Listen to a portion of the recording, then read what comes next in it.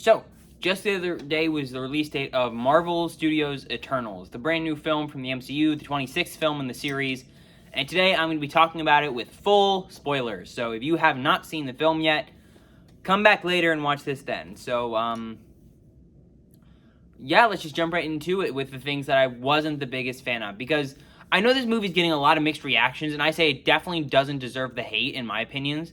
But I think I can understand why some people don't like it. And I certainly do have my problems with it.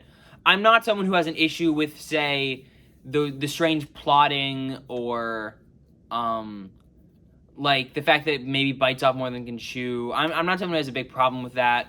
I'm not someone with the problem with the diversity of the film at all. I'm totally okay with that. But I think my issues with the movie stem to, I think, three kind of aspects, some a lot bigger than others. The first big issue I have with the movie, because I was pretty good with it for a long stretch through it, but I feel like going into the final act, I don't feel like many of the characters had well built up enough motivation to kind of justify the decisions they made in the eyes of the audience and in the eyes of me.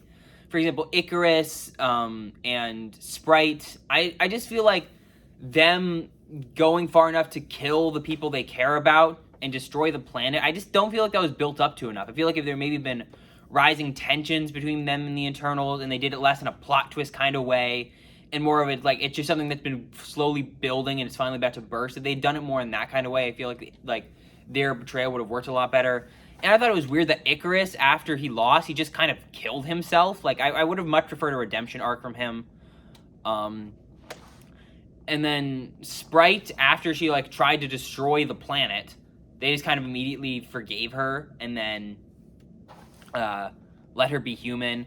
And she also had this weird thing where she's been in love with Icarus the whole time, which I guess wasn't necessarily a very necessary plot line. And her whole thing with, I'm not satisfied, like, being so young, I wish I was older. They only introduced that, like, once or twice before they used it as justification for her turning. And also what went on with Kingo, where, like, near the end, they kind of revealed that he agreed more the Earth should be destroyed, but then they just kind of wrote him out of the plot. Like, he wasn't in the final battle at all. He just kind of left and then showed up again later. And I feel like he should have been utilized in the final act more. So most of my big issues with the movie just stem with, I don't feel like some of the major issues in the final act or some of the major decisions in the final act were built up to enough, especially ones involving Icarus and Sprite. Another issue I have is that Crow just kind of feels unnecessary. He doesn't really do much. Like, he kills a couple of Eternals, but I feel like just a regular Deviant would be able to do that. But they make him special, like, oh, he's taking on Eternals' powers, and he's gaining a voice, and he can talk. But, like, after all that happens, he has one scene where he fights Angelina Jolie and dies. And it just kind of distracts from the final battle, and he feels unnecessary in the course of the movie. His role essentially could have been filled by any other Deviant. And finally, one last little nitpick. I wish in the second post-credits scene, they had just shown Mahershala Ali as Blade. Because, like, it's been officially confirmed that's who that was. But, like, why not show him? Like, you're telling me your second post-credit scene relies on all the characters knowing, like, the voice of an actor? Like, I feel like they should have, like, given us even a little bit more of a tease. Like, maybe showed, like, behind him. Like, don't even have to show his face. Maybe just show, like, a bit of his silhouette. Like, just kind of trusting us to know Mahershala Ali's voice from one line where, like, I didn't even recognize it was him. I felt like that was kind of weird. It is still a cool tease, but, like, with the first post-credit scene, you don't need to know who Harry Styles is. You don't have to know who Patton Oswalt is. It's just like, oh, there are these cool other creatures and other Eternals, and they have ties into Thanos, and we're going to set up other Eternals helping them find the main characters for the sequel. In the second one, we get the cool tease of, Kit Harington's going to become Black Knight, but that tease, it's just, I don't feel like it was built up enough. But anyway, those are my issues with the movie. Let's on to the pros. First off, this movie is absolutely freaking beautiful on a technical level. The visuals are just astounding. I'd say, like, just all the special effects and cinematography is just so good. Great use of color all throughout. And I feel like all the shots of, like, space or, like, shots where they show, like, large portions of area, like islands, or maybe in the background you can see in a very far distance, you can see the sun. It's so beautiful to look at in so many different shots, and it's just so well done visually. And the music is just fantastic. It has a very epic score, which kind of fits because it is kind of like a sci-fi fantasy epic. It is a very epic score, but it still very much sounds like a superhero score, and I like how it, like, changes throughout the different eras to kind of match the time period, which I really like. And on a technical level, the action sequences in this movie are just genuinely really, really great. I think Icarus's power set are really cool, and he makes a very cool Superman-like figure in his powers. I like all the special effects where like all the Eternals' powers just seem so different from another, but like they're like the way like the yellow lines kind of just like how all their powers kind of like use those cool yellow like energy lines. I think are really cool. Angelina Jolie's weapons all being like kind of transparent and light based makes for really cool visuals.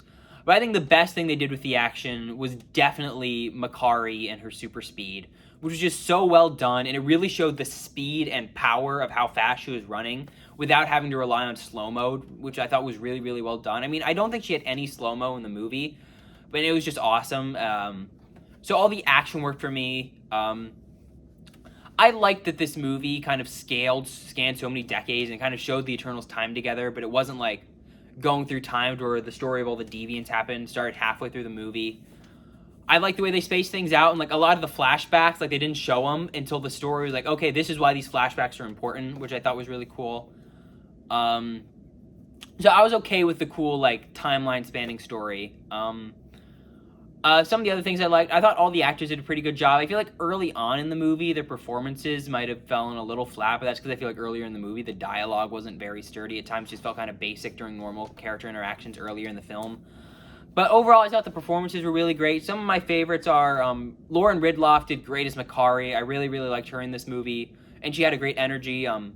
Barry Keoghan, I think that's how you say his name, as Druig, was really, really good. I thought, like, his character had interesting perspectives and viewpoints, and it seemed fair where he kind of left the Eternal because he thought it was unfair that he could end all these wars that humans had to go through, but he couldn't because of their duty, and that made him, like, really upset.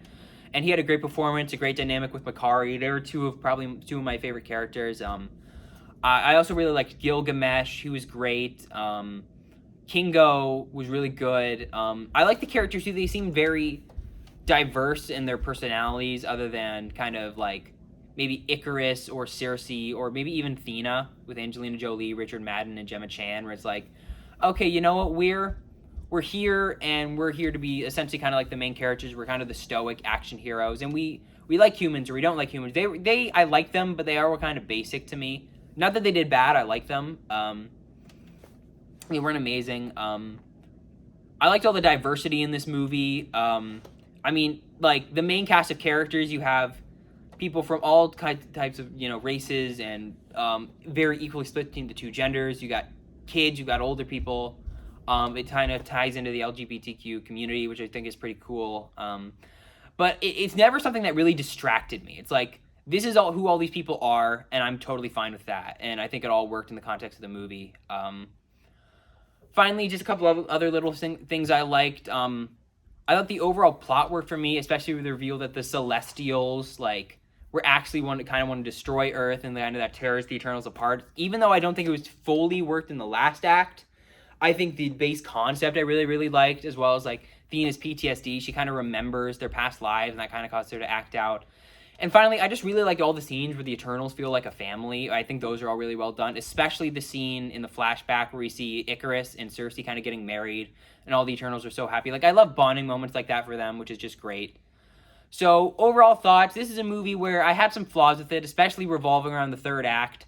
But overall, I still thought it was another very solid Marvel entry with beautiful visuals and music and action sequences, decently likable characters, a cool millennium-spanning plotline, and it's a very unique Marvel entry, which I can respect. So even though it wasn't perfect and has its flaws, I still really do enjoy Eternals, even if it may be the worst, or like the Marvel movie of the year that I enjoyed the least. So I would give Eternals an 8 out of 10. I really, really liked it. I hope you all did too, although based on some of the reviews, I'm guessing some of you didn't. But hope you guys liked the video. Some upcoming reviews are Home Sweet Home Alone, and finally, my review of Ghostbusters Afterlife, after so long. But I hope you guys liked the video, and I'll see you probably next weekend. Bye-bye.